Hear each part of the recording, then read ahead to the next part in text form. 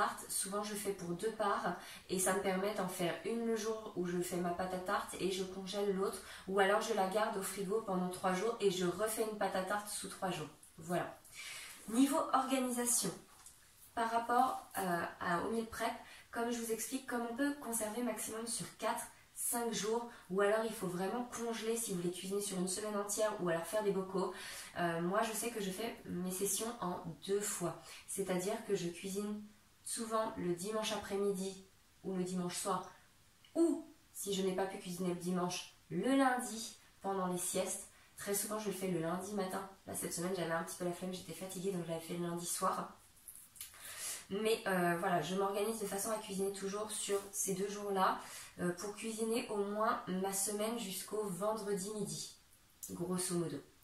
Ensuite, le vendredi, j'aime bien recuisiner pour pouvoir préparer mon week-end.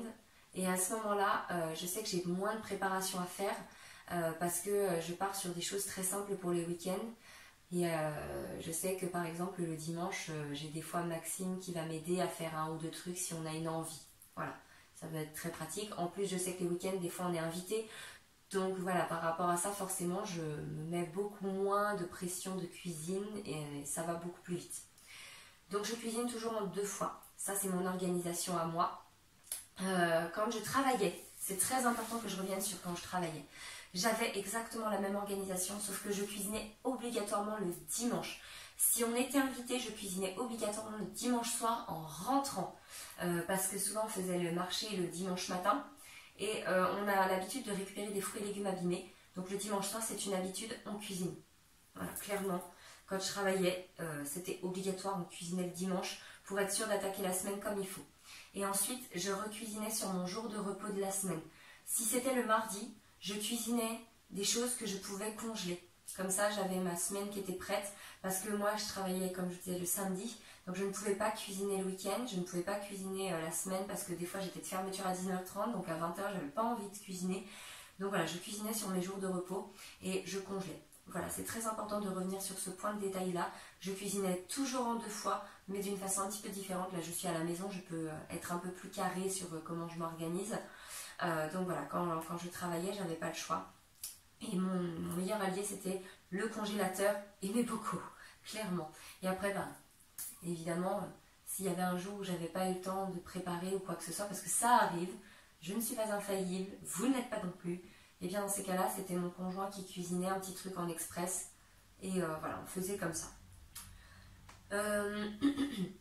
J'ai une maman qui m'a demandé aussi pour les étudiants comment faire pour conserver sur 4 jours. Et bien j'espère qu'il y a au moins un mini frigo. Moi aussi j'ai été étudiante à la fac et j'avais l'équivalent d'un casier qui n'était pas plus gros que peut-être...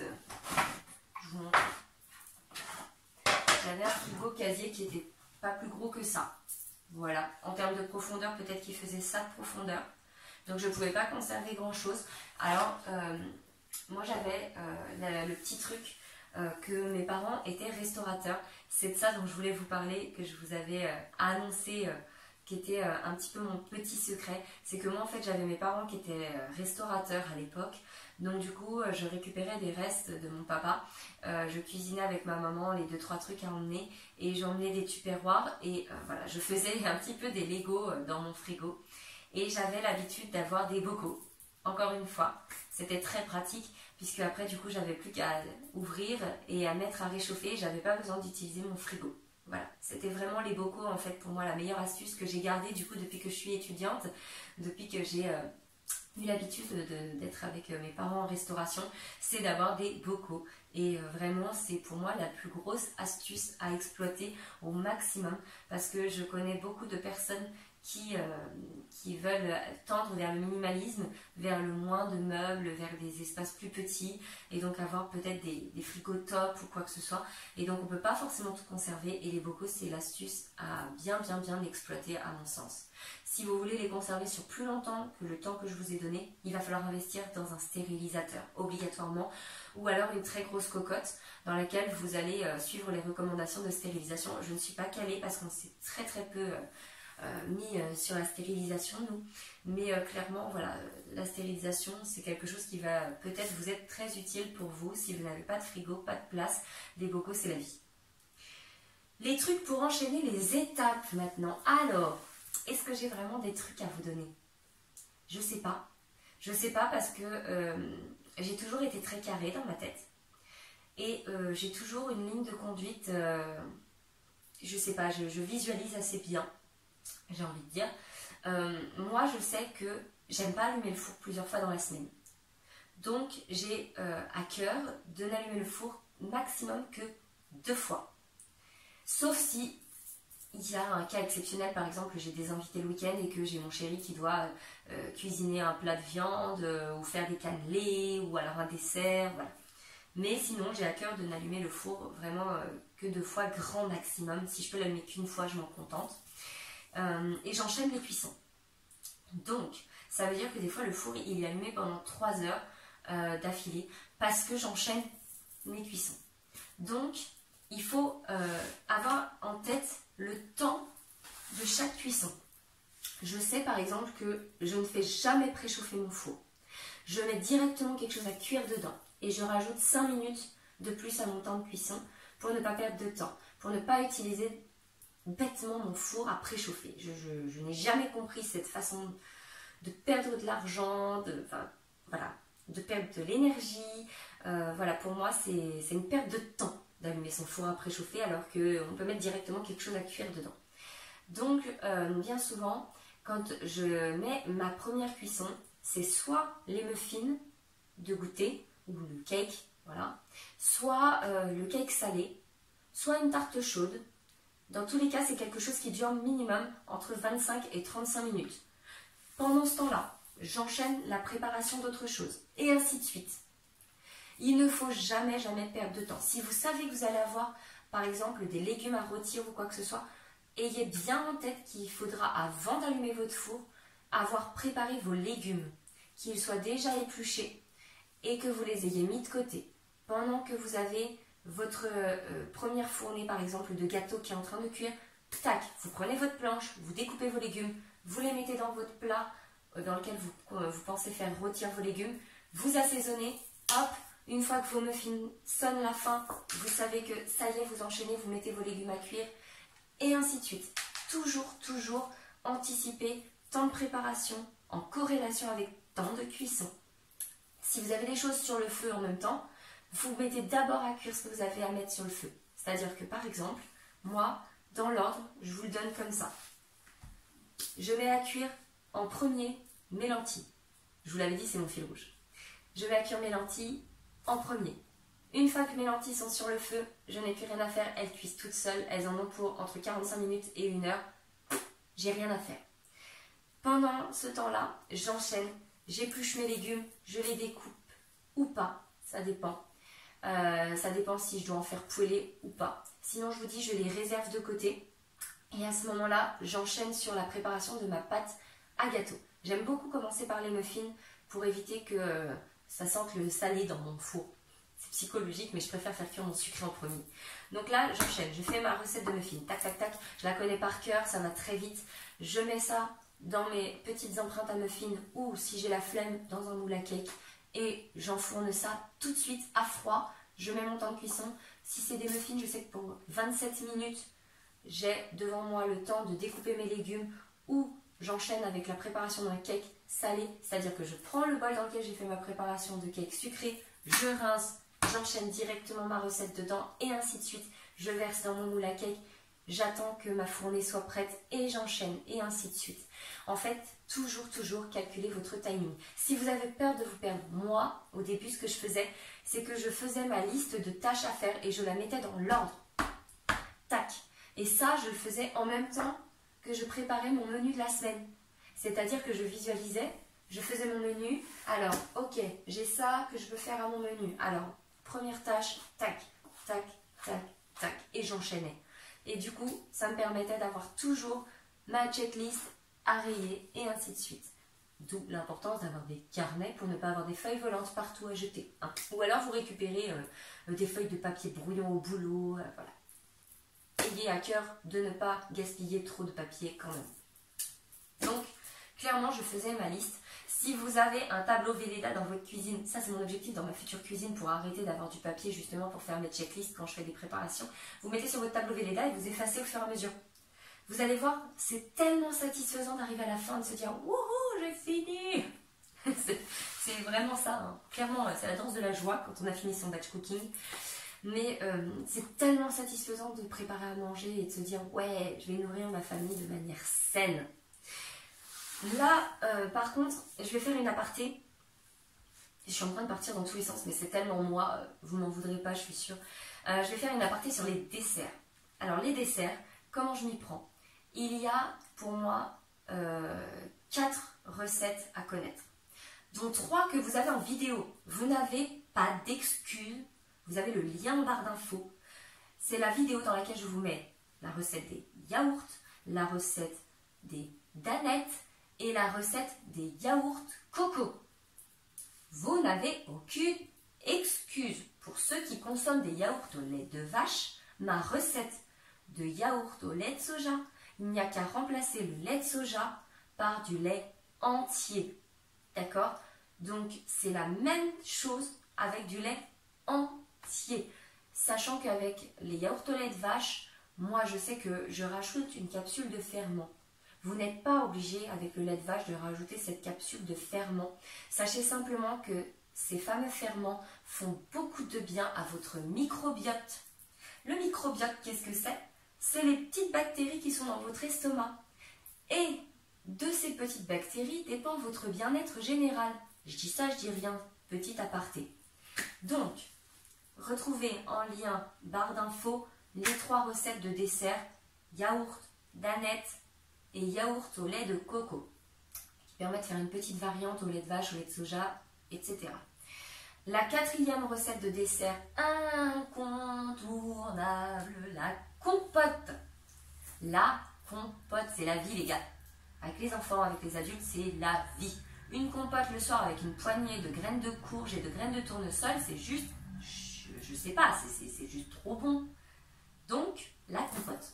Et la compote, on peut en faire toute l'année maison. Sans sucre ajouté. Évidemment, c'est la règle de base. On ne met pas de sucre dans une compote, s'il vous plaît. Arrêtez de mettre du sucre partout. Les industriels vous gavent au sucre pour vous rendre accro. Non, une compote n'a pas besoin de sucre. Ça, ce sera dans la prochaine vidéo où je vous montrerai les recettes, comment je gère mes compotes, etc. Mais pour moi, c'est les 4 desserts. Les 4 desserts, je ne les fais pas toutes les semaines. Cette semaine, par exemple, je n'ai pas fait de yaourt. Je vais en faire là, aujourd'hui, ce soir, je vais lancer une tournée pour en avoir ce week-end. Mais, en dehors de ça, cette semaine, on a mangé principalement des fruits et des compotes. Les danettes, c'est pareil, vous n'êtes pas obligé d'en faire toutes les semaines. Par contre, le jour où vous en faites, ben, normalement, si c'est comme chez nous, ça a du succès. Donc, elles vont être mangées en 2 jours. Donc, voilà, à prévoir.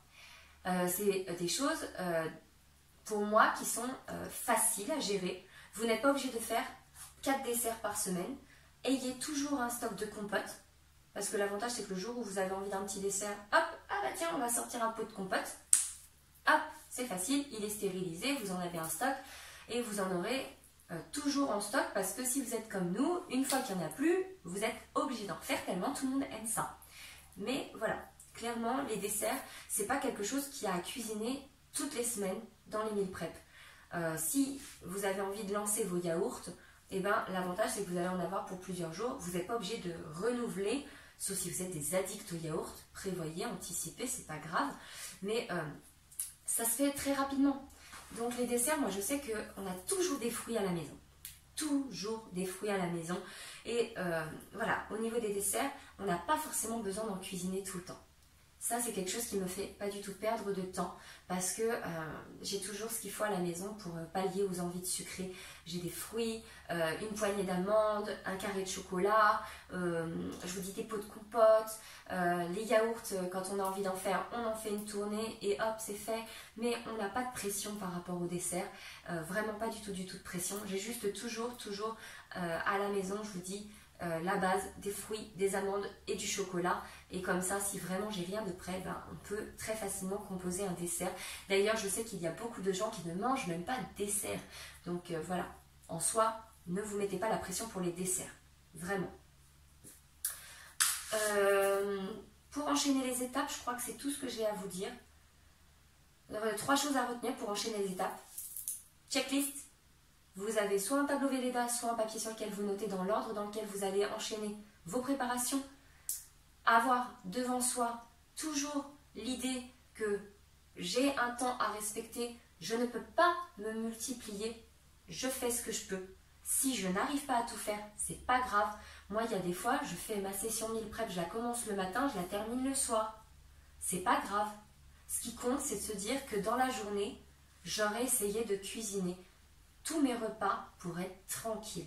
Et clairement, moi je sais que j'en parlais l'autre jour avec une copine, je lui disais, il y a des jours où je vais commencer et Dena va pas vouloir faire la sieste, ben c'est pas grave, je vais m'arrêter dans ce que je suis en train de faire, ou je vais jouer avec elle et en même temps je vais cuisiner, je vais faire ce que je peux pendant le timing que j'ai, et ensuite je reprendrai le soir tranquille quand les enfants seront couchés. C'est vrai, c'est un sacrifice, parce qu'il y a des gens qui préfèrent se poser dans le canapé. Moi, la première, il y a des soirs, je suis vautrée dans le canapé, j'ai la flemme de tout. Hier soir, je devais taper un article sur le blog, je ne l'ai pas fait. Bon, ben voilà, mais c'est pas grave. Donc, clairement, ne vous mettez pas la pression. Dites-vous que sur la journée, ben, si par exemple, vous savez que vous avez 1 heure de battement par ici, 1 heure de battement par là, et dans la soirée que vous pouvez encore faire 1 heure de cuisine, vous répartissez. Et à ce moment-là, vous faites un brainstorming. Quand vous faites votre checklist dans l'ordre dans lequel vous allez enchaîner vos préparations, alors vous vous dites, là sur ce créneau, je vais cuisiner ça, ça, ça. Sur ce créneau, je vais avoir le temps de cuisiner ça. Et ce soir, je terminerai par ça. Tout bêtement. Comme vous feriez un emploi du temps. Vous arrivez bien à caser les activités de chacun, l'école, le sport, le tel, le truc, le machin. Vous faites pareil. C'est une question de se dire, je visualise. La visualisation, les gars. La routine et la visualisation. Voilà. 2 mots-clés à retenir aujourd'hui. Routine, visualisation. Toujours, toujours, toujours vous dire que c'est pas à la portée de votre voisin seulement. C'est à votre portée aussi. C'est juste une question d'apprendre à vous faire confiance et à visualiser. Je crois que je ne peux pas vous dire mieux. Je m'en étouffe. Je peux pas vous dire mieux parce que pour moi, le meal prep, c'est quelque chose de cohérent. C'est construit, c'est comme... enfin, je sais pas. Qu'est-ce que je pourrais vous donner comme image qui pourrait vous parler? Le matin, quand vous commencez votre journée, est-ce que vous allez commencer par courir, boire votre café ou vous prendre une douche? Et bien ça, c'est propre à chaque foyer. Chacun fait comme il veut. Et bien, dans votre tête, tous les jours, vous avez une routine par rapport à ça. Et bien, votre batch cooking, ça doit être la même chose. Ça doit être une routine. Vendredi soir, je fais mon menu. Samedi, si je dois faire des courses, parce que je travaille toute la semaine, je fais mon drive, je fais mes courses, je vais au marché si mon marché est le samedi, je fais le plein. Dimanche, je cuisine. Voilà. Un petit ordre un peu classique, je pense, qui peut correspondre à pas mal de foyers et qui peut très bien vous correspondre. Il y a juste un point sur lequel j'ai oublié de parler. Vous savez, vous me demandiez le temps de conservation. Et ça, c'est très important. Il est très important de manger des féculents au quotidien pour avoir de l'énergie. Donc, dans les féculents, j'entends les classiques pâtes, riz. Pour ceux qui aiment, il y a le quinoa. Pour les autres, éventuellement tout ce qui est semoule, il y a le sarrasin. Donc ça, ce sont des choses que vous pouvez cuisiner. Donc les pâtes, moi je sais qu'on les conserve à la maison, généralement avec on met un tout petit fond d'eau en fait dans le tupperware. Et on les mange, enfin les pâtes en tout cas au blé des garçons, ils les mangent sur 3 jours. Ensuite le riz, pareil sur 3 jours. Le quinoa sur 2 jours. Et le sarrasin sur 2 jours, maximum. J'avais cité également la semoule. La semoule, la conservez pas. C'est pas bon, le lendemain ça sèche. Donc la semoule, faites en sorte de la cuisiner. Ou alors si, vous pouvez la manger le lendemain en salade. Mais ne la faites pas réchauffer, c'est pas bon. Enfin si, avec un couscous éventuellement, mais un truc où il y a du bouillon quoi. La semoule, moi je sais que c'est quelque chose, j'allume ma bouilloire, je la prépare et souvent c'est une préparation voilà, que je fais en sorte qu'elle soit mangée le jour même ou le lendemain, comme je vous disais, dans une salade ou un plat en sauce pour qu'elle soit bien hydratée. Voilà, mais maximum sur 24 heures quoi. Allez, 36 heures si vous le faites de la veille pour le lendemain quoi. Voilà pour les temps de conservation que j'avais oublié de préciser, sinon je crois que j'ai tout dit. On a vu la définition du batch cooking, comment gérer les quantités, pallier au manque d'idées, manque de temps, quelles sont les solutions. Manque de temps, quelles sont les solutions? Il va falloir tout simplement que vous fassiez, comme je vous ai dit, un tableau sur lequel vous vous dites, tiens, j'ai 1 heure par-ci, 1 heure par-là, je prépare telle chose sur cette heure-là, telle chose sur cette heure-là. Et ne vous dites pas que vous allez préparer toute votre semaine de repas à ce compte-là. Et par rapport à vous qui manquez de temps, le jour où vous avez par exemple 2 heures de temps devant vous, faites vos plats cuisinés, mettez au congèle ou faites des bocaux, vous allez vous économiser du temps et à ce moment-là vous préparez vos menus par rapport à vos bocaux et à vos plats cuisinés, très pratique. Truc pour enchaîner les étapes, voilà je vous les ai donnés. N'oubliez pas, ne vous laissez pas envahir par la vaisselle. Alors ça c'est l'erreur que je vois beaucoup chez les gens et que ça les démoralise, c'est d'avoir un pilier comme ça près de vaisselle dans l'évier. Moi, ce que je fais, c'est que je fais la vaisselle au fur et à mesure et j'utilise très souvent les mêmes plats pour cuisiner. C'est-à-dire que, je vous disais, quand je fais ma préparation de cake sucré, je rince rapidement mon saladier et dedans, j'enchaîne une préparation. Soit ma préparation de cake, soit ma préparation de falafel, j'enchaîne dans le même plat. Pareil, quand je fais une préparation pour mes pois cassés ou quoi que ce soit, une fois qu'ils sont cuisinés, si j'ai un autre plat, par exemple si je veux faire sauter des légumes ou quoi que ce soit, je prends mon plat de pois cassés, hop, je racle tout de suite, je mets en tupperware et j'enchaîne ma cuisson dans la même poêle que j'aurais rincé brièvement juste avant. Je ne m'enquiquine pas à faire la vaisselle, voilà, je ne fais pas plusieurs casseroles quoi. Idem si je dois faire cuire des pâtes, moi je sais qu'on mange des pâtes sans gluten et des pâtes avec gluten. Je commence par faire cuire mes pâtes sans gluten dans la casserole, je les égoutte, j'enchaîne la cuisson des pâtes avec gluten dans la même casserole. Voilà, donc clairement, ne perdez pas de temps avec la vaisselle. Hein. Il faut absolument que vous mettiez dans la tête le moins de vaisselle possible. Voilà. Et ensuite, donc pour les étudiants, comme je voulais dire à la maman qui m'a posé la question, mais je pense que ça intéresse d'autres personnes, les bocaux, ce seront vos principaux alliés parce que l'avantage, c'est que vous pourrez emmener les bocaux et ils seront stérilisés, il n'y aura pas trop de risques du coup pour eux. Les conserver dans un endroit dans le noir, dans un placard de préférence. Et si vous avez un mini frigo, faites directement des petites portions en tupperware qu'il n'y aura plus qu'à faire réchauffer. Tout bêtement, c'est ce qu'il y a de plus simple à gérer. Pour moi, honnêtement, quand j'étais étudiante, c'est comme ça que je gérais et ça marchait très bien. J'ai jamais été malade, il n'y a jamais rien qu'à tourner. Voilà, clairement, c'est ce qui marche le mieux. Au niveau des recettes, je vous donne rendez-vous pour la semaine prochaine, dans la prochaine vidéo. J'espère vraiment pouvoir vous montrer les basiques à avoir. J'espère avoir répondu à toutes vos questions. Si vous en avez d'autres et que c'était un petit peu trop fouillis pour vous, retournez en arrière, prenez des notes. Et à ce moment-là, si vous manque quoi que ce soit, vous me posez la question en commentaire. Je vous dis à très bientôt.